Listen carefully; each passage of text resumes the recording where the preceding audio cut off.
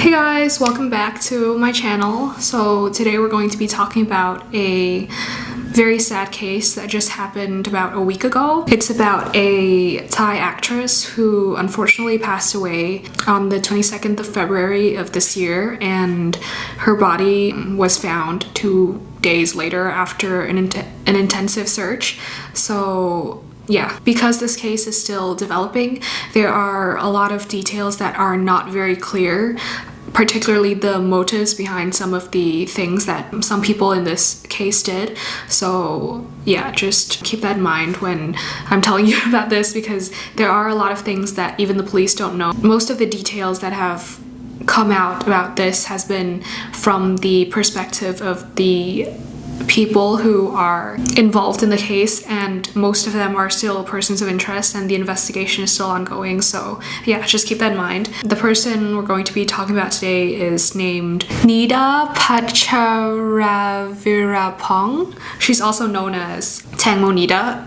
Thai names are notoriously difficult to pronounce, so I'm so sorry. I will be talking about the people in this case with their abbreviated names most of the time, like Nida. I'm going to call her Tangmo Nida because that's what she was popularly known as, and also because the names are very long, so bear with me. She was a 37-year-old actress from Thailand, and she's very well known in Thailand and in Southeast Asia in general. I've definitely heard of her. I watched some of her movies, specifically the 2019 series The Fallen Leaf, which is, I think, the most popular project that she's been on. It was very popular across Southeast Asia as well. I know. I watched it in Vietsub, and yeah, it had millions of views on YouTube. It was about like a transgender male to female who fell in love with this guy. Anyway, it was a very bold project because of how generally conservative the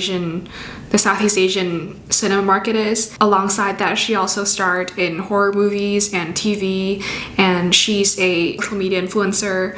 She has millions of follows on social media. The most prominent of her works included the 2006 film Ghost of Mae Nak, which is about, from what I gather, it's about like one of the most famous ghost legends in Thailand. She was also on the series Bangkok Love Stories Innocence. She was married to another actor from 2013 to 2015, but they got divorced after 2015, and she has a boyfriend, but she's not married since hasn't been married again since then. Okay, now getting into the incident. It happened on February 24th, 2022.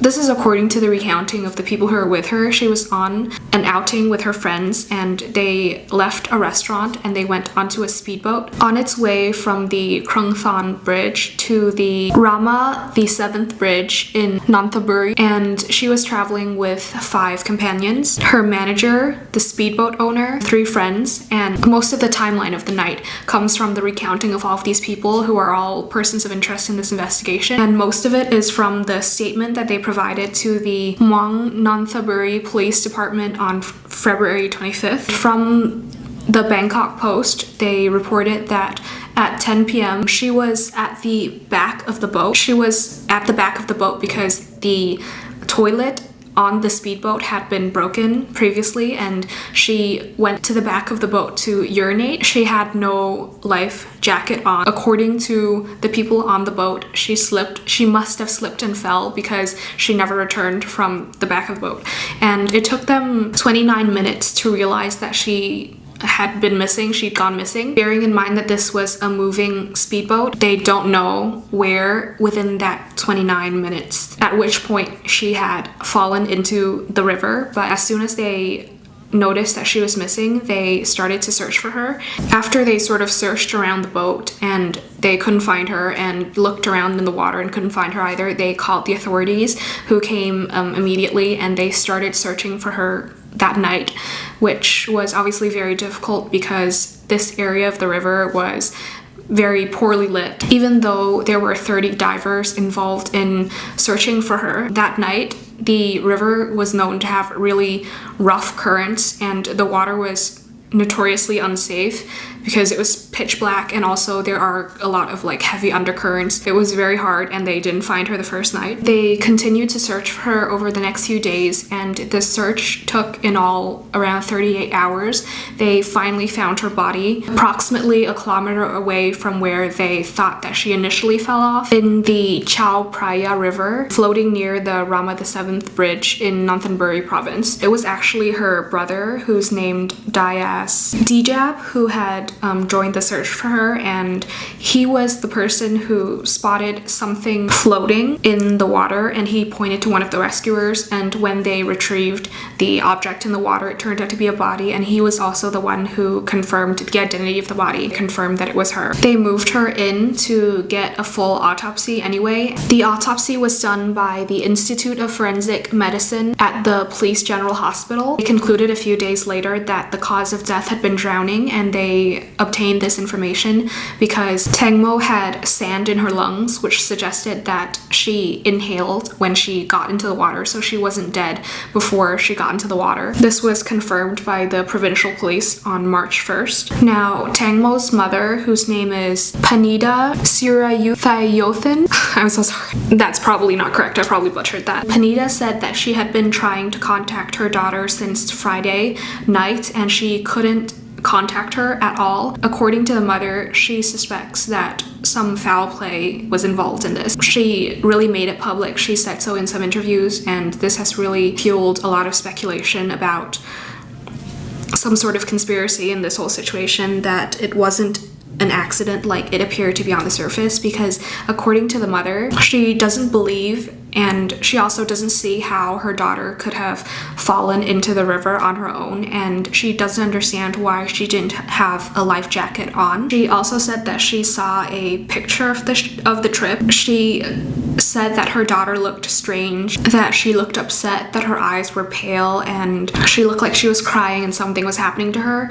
Now, photos are a little bit difficult to judge, because I'm sure a lot of people have taken photos that are not, where they don't look the best in, but then again, this is her mother. Maybe she knows her daughter better than most people, and maybe she could have picked up something. Particularly, she was very critical of the manager, of Tangmo Nida's manager, whose name is Kritik, and she was also one of the actress's closest friends. She was on the trip the whole way, and she said that she found it very suspicious.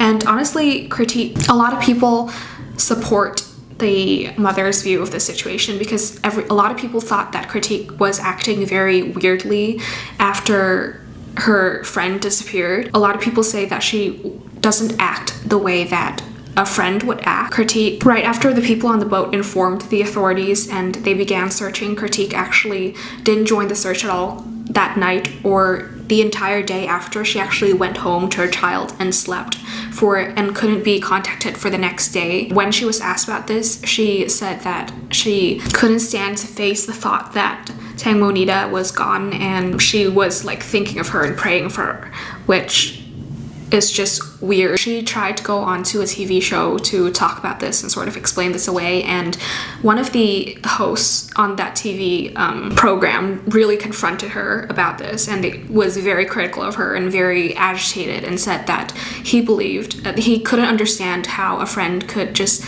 leave their friend not knowing what happened to them, and he said that he believed that if it was the other way around, if Kritik had fallen into the river and Tangmo Nida had been the one who was still on the boat, he believed that she would have stayed behind until her friend was found, which I think most people would also do that, but again, they were drinking that night and nothing is confirmed yet. This is just all allegations. The manager, due to the heavy criticism, she has been hounded by the media and everything, and she has had people added to her security team for her own safety, because she took a lot of heat for this. And there were also some other minor suspicious things going on surrounding this case as well. For example, the people on the boat threw out all of the wine bottles and the wine glasses that were on the boat that night. They disposed of the bottles and the wine glasses, which when they were asked why they did that, they just said they were scared. That has also fueled a lot of speculation about possible drug use or drugging of somebody, which would obviously leave traces in the bottles and the glasses, but nothing has been confirmed yet. The police themselves have said that they couldn't explain why those people did that, but it certainly does seem a little bit odd. However, just today, the Thai chief of police, who is in charge of this case, has, in a press conference, he suggested that this entire thing appears to be an accident, although the investigation is still going forward and they're going to look at all avenues of this whole situation. It does appear to be what the people on the boat initially claimed it to be, which is a horrific accident. Also, they revealed that in the autopsy, she had sustained an injury to her thigh, that it was like a deep gash that could have contributed to blood loss and eventually led to her becoming unconscious, which could aid in her drowning as well after losing consciousness. That appears to be what happened. So she fell in, her leg caught on the propeller of the speedboat and it cut her, and she lost a lot of blood, went unconscious, and drowned in that way. So that seems to be the latest update to now. It's a terrible situation. I feel so sorry for the family and to all of her fans. She had several fan clubs on Facebook. I think I saw one, like a Vietnamese fan club, because truly, even though she played the female antagonist in the Fallen Leaf and other series, she was super pretty, very good acting skills, and seemed like she had a lot going for her. That's where it's at the moment. I've seen a lot of conspiracy theories surrounding this because it does appear a little bit weird. But yeah, that's all that we have for now. Thank you so much for watching. I hope you liked this video. If you liked, please leave a like down below and subscribe if you haven't already, and I will see you in the next one. Bye.